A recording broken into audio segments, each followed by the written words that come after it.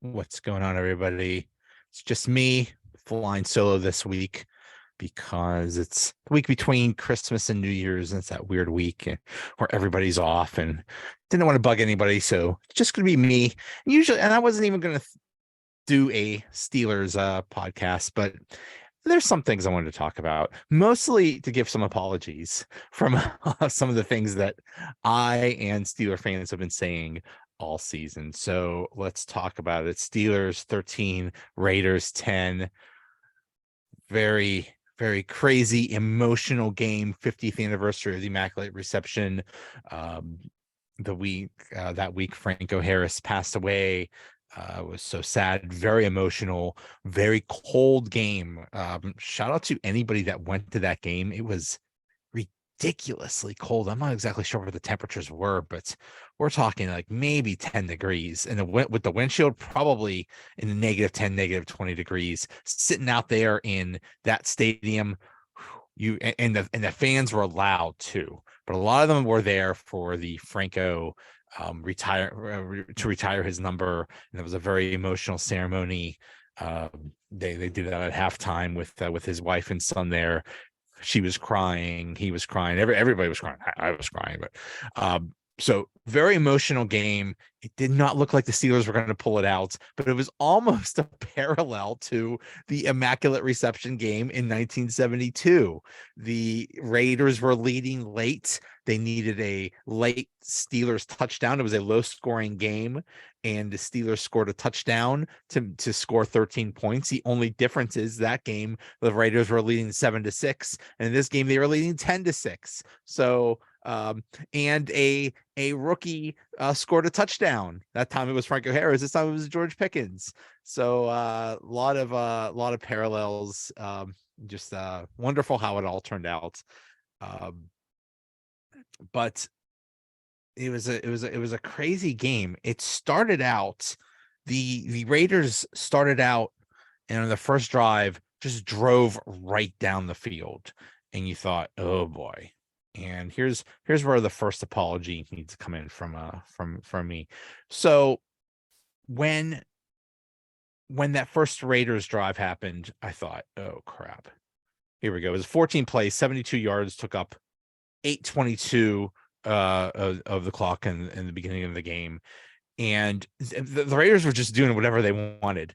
And you thought, oh God, here we go. What's wrong with the Steelers defense? And I said, oh, most expensive defense. Oh, big bunch of big paper champions doing nothing. Well, after that drive, the Raiders basically did nothing the rest of the game. So there was a 14 play, 72-yard drive in the opening position. After that, they had just one more possession the entire game on which they gained more than 20 yards. And this, don't discount this Raiders team. They're kind of loaded. And you say, well, they're not playing very well and so far. First of all, they have an idiot coach, but they were like, a lot of their better players were hurt most of the year, but they were all healthy this game. You had, obviously, Devontae Adams is amazing. Jacobs is leading the NFL in rushing, I believe. But they had Hunter Renfrow. Waller just came back from injured reserve. There there's some talent there's a lot of talent on that offense. And for the Steelers defense to basically shut them down, very impressive. Devontae Adams, who entered with 86 receptions for over 1,200 yards and an NFL best 12 touchdown catches, finished the game with 2 receptions for 15 yards on 9 targets. That's amazing. Josh Jacobs, who entered the NFL with 1,495 rushing yards, managed just 44 yards on 15 carries, 2.9 yards per rush attempt average, well below the 5.1 yards he was averaging coming into the game. So hats off to the Steelers defense. That's my first apology. But let's talk about the offense. Another thing about this defense is they got 3 interceptions of Derek Carr, who I don't know. I don't want to say too many bad things about him, but man, dude, you've been doing this for a long time. It's just, it seems like Derek Carr just reaches a certain level and then that's it. But I also want to talk about the Steelers offense, who only scored 13 points. And yes, it was enough to win, but my goodness, they basically did nothing all game. Now, they did have a couple of drives where they should have got a field goal and Boswell missed, and that is a concern. This looks exactly like that one year that Chris Boswell got hurt and he just was absolutely awful. This looks almost exactly like that year, and that's very scary. Like, hey man, if you're too hurt to play and you're not effective, stay on injured reserve. That right dude was awesome. Should have kept him if that's the case. So you hate when that happens, but running wise, Najee only got 53 yards on 16 carries. Not that great. The rushing attack didn't do that great. Kenny was 26 to 39 for 244 yards with a touchdown and an interception. So that's pretty good. So they were moving the ball a little bit, but they just weren't scoring. And it's just so frustrating. But where the other apology has to come in is, I don't believe, no, there were no sacks. There were no sacks in this game. The offensive line has been playing pretty darn good. And that's another thing. Max Crosby, he's no slouch. He's one of the better defensive ends in the league. And he basically did nothing. He had 4 tackles and he did have four quarterback hits, but he did not have any sacks. So to not give up any sacks to this team, they basically protected Kenny pretty well. The running game got going. So the beginning of the season, we said, oh, the offensive line is so bad. The offensive line coach is so terrible. What is he doing? He doesn't know what he's doing. Well, you know what? This offensive line has been getting better and better every week. So hats off to them. There's another apology. Another apology also to Najee, who I was saying should not have gained all that weight. He looked terrible in the early part of the season, basically because he was hurt. He had a freaking steel plate in his foot. But after the bye, he's looked healthier and he has looked much better. So another apology to him. I think that's it. It was just a really, really tough game. I'm sure the elements had a lot to do with it. Cam Hayward, I think the Pro Bowl is so stupid, but he didn't get voted to the Pro Bowl. What kind of stupidity is this crap? It's so stupid. He's played well all year, and this past game he had the game of his life. He was inspired. He's so inspired because not only is he a good player, but he's a good player in the community. He's basically from Pittsburgh. It means a lot to him. He lives in Pittsburgh. It means so much to him to be a leader outside of the community too, and he does so much for the community. So Franco passing away had to mean a lot to him. So he played the game of his life, and this stupidity with this Pro Bowl, it's just a bunch of crap. That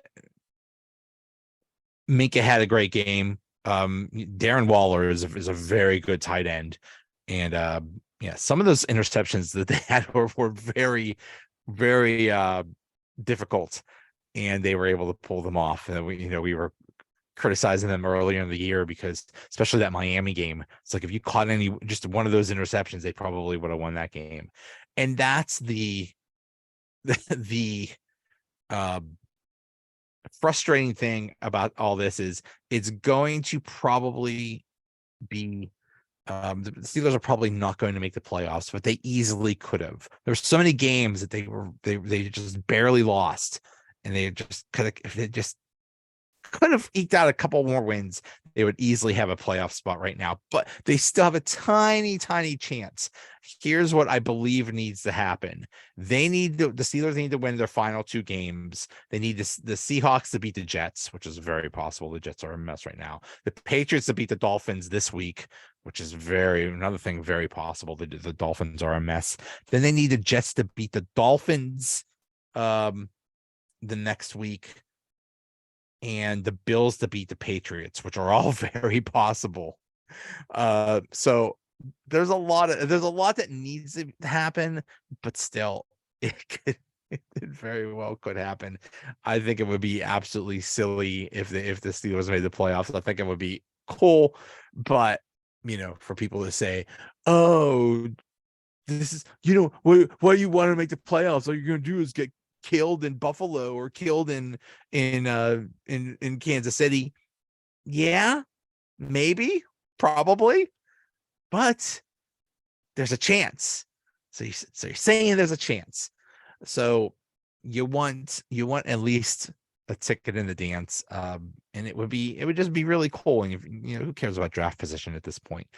But another thing to give an apology over is the game got flexed, which is actually not a great thing if you're someone that's a fan of sleep. The Steelers Ravens game has been flexed to Sunday night this weekend, so they'll play Sunday at 8:00. And yes, it's not great for our sleep schedules, but it is great because when there was a game where they were supposed to play, I believe it was the Bengals game where they were supposed to play in prime time, but it got flexed out. And when that happened, people lost their minds. Like, oh, look, this is so disrespectful. How dare they? Look how far the Steelers have fallen, that they're not even in prime time anymore. Oh, this is a shame. This is like, okay, well, now they got a game where they weren't supposed to be in prime time and they got moved to prime time. So all those things you said about how disgraceful the franchise is, well, now they're doing all right. So where's your apology? No, you're not going to give an apology, but still, come on. I'm right? That's what my mom would always say. Well, my mom would say, I'm right? Am I right? Am I right?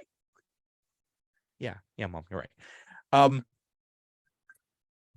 But yeah, it is Ravens week, and it reminds us of the game a few weeks ago where they lost, which was unbelievably frustrating.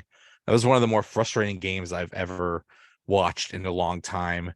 They lost 16-14. Easily could have won that game. That was a game where they got a field goal blocked. But also at the end of the game, that was a game where their backup Huntley, backup quarterback, got knocked out. That was also the game where Kenny Pickett got knocked out. That was a game where Mitch Trubisky decided to try to be a hero, and he ended up throwing 3 interceptions and basically lost the game. So they could have easily won it if he was just competent. But that was also the game at the end where the Ravens were saying, "Hey, we're running the ball," and they just ran it down the Steelers' throats, and it was just so frustrating. So the Steelers have a lot to prove. Don't think the Steelers have forgot about that. Ever since that game, they played a very good running team in Carolina and beat them, and they played the league's leading rusher in Josh Jacobs and shut him down. So they have a lot to play for. They have a lot to prove. We don't know whether Lamar Jackson is going to play in the game, whether he does or not. I think they're fine. Lamar Jackson's awesome, but the Steelers have pretty good success against him. I'm not really sure the Ravens have a lot to play for other than maybe the AFC North title. I think they're a game behind Cincinnati, but I think they have a playoff spot locked up. So I don't know if they're going to go crazy. I don't think it matters when Steelers and Ravens get together. They always want to beat each other up really bad. So they're not going to let up at any point. So anyway, New Year's Day night, January 1st, 8:20 is against the Ravens. We'll see what happens. I think that's it. This is not. I hate doing these things by myself. I love talking to people, especially when there's one or two other people to talk to. So I hate doing these, but I just wanted to put something out there because I just wanted to basically apologize. The team is playing much better, and you say, well, yeah, but their competition sucked. Yeah, but they're still winning. Kenny Pickett doing that game-winning drive in the last 2 minutes. What do you think that does for his confidence? What do you think that does for his progression? That's what basically this whole season is about, is progressing. Sorry, it wasn't about making the Super Bowl. It wasn't about making the playoffs. It was about this young team coming together, and boy, did they come together in that final drive. That was beautiful. Pickett to Pickens. It was beautiful, and he just drove down the field perfectly. I think he was 7 of 9 in that drive. Just a wonderful thing. Had to do a lot for Kenny Pickett's confidence, and he has a lot to prove too against the Ravens, because that was the team that knocked him out. They gave him his last concussion, so he has a lot to prove. So, and don't think that's not lost on him. So I have a good feeling about this game against the Ravens, just because of how the last game went and how the Steelers will want to prove themselves, and they're still in the playoff hunt, which is crazy to even think about, that we're still talking about that. So anyway, thanks for watching or listening. Please subscribe, please like this. If you're on YouTube, please subscribe to the podcast, do all that stuff. One of these days, maybe this week, I am going to do a tour of all my stuff back here, because so many people ask me about what all this stuff is back here. Can't really see it all. I just got a whole bunch of more sports memorabilia, mostly Steelers stuff, mostly from my sister. Thank you very much. And but still, there's so much. I have a wrestling section, a baseball section, a Transformer section. I have a section for toys. Obviously, my Penguin section. I have a lot of stuff. So I'll give a little tour of this place, because basically I'm gonna need to redo all this and move it to another room, because I am out of room in this place. This is my basement. I'm gonna have to move to another room in the house, if my wife will let me, and we'll see. And I'm gonna have to redo all of this anyway. So yeah, there's so look for that. I'm also gonna try to do a year-end show, like basically of highlights of the last year on the podcast, if there were any. I don't know. I'll have to see how some of the old clips, and see if there was actually anything any good. But anyway, thanks for listening, thanks for watching, and I'll see you later. Bye.